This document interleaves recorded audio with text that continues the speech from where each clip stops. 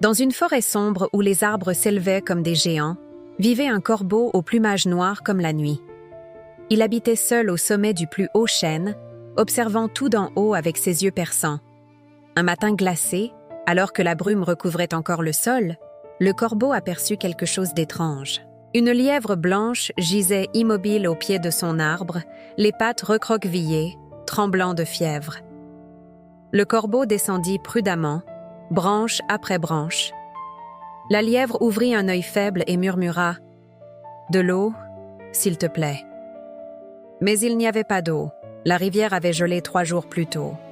Le corbeau regarda autour de lui, puis prit son envol vers l'est. Il survola la forêt endormie, cherchant désespérément. Soudain, il vit de la fumée s'élever d'une cabane de bûcheron. Sur le rebord de la fenêtre, un bol de lait fumant. Le corbeau plongea en piqué, saisit le bol dans ses serres et s'envola. Mais le bûcheron sortit en criant, brandissant sa hache. Le corbeau zigzaga entre les arbres, le lait éclaboussant ses plumes.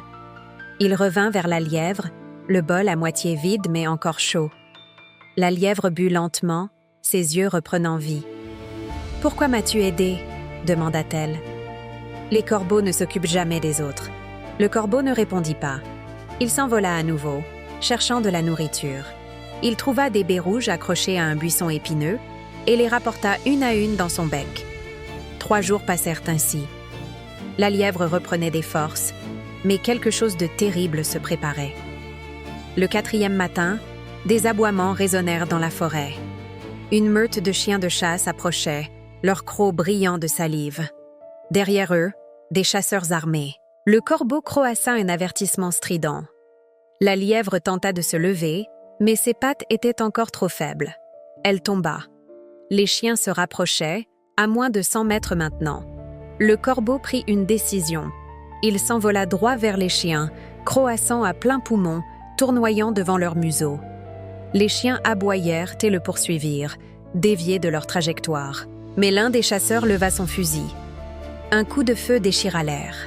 Le corbeau sentit une douleur fulgurante dans son aile. Il chuta, tournoyant vers le sol.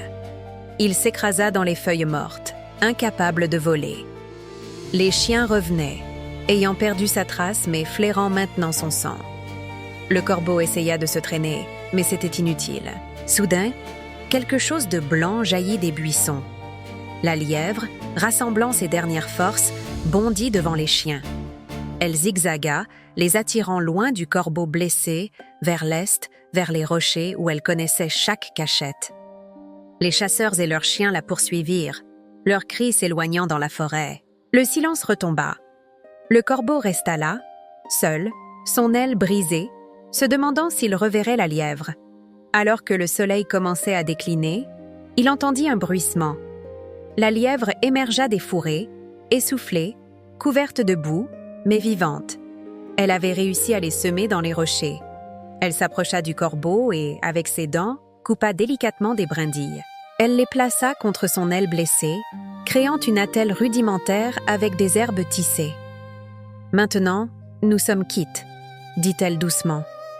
Les jours qui suivirent, ils restèrent ensemble. Le corbeau ne pouvait plus voler, la lièvre était encore affaiblie. Mais ensemble, ils survivaient. Le corbeau repérait le danger d'en haut depuis les branches basses. La lièvre trouvait la nourriture cachée sous la neige.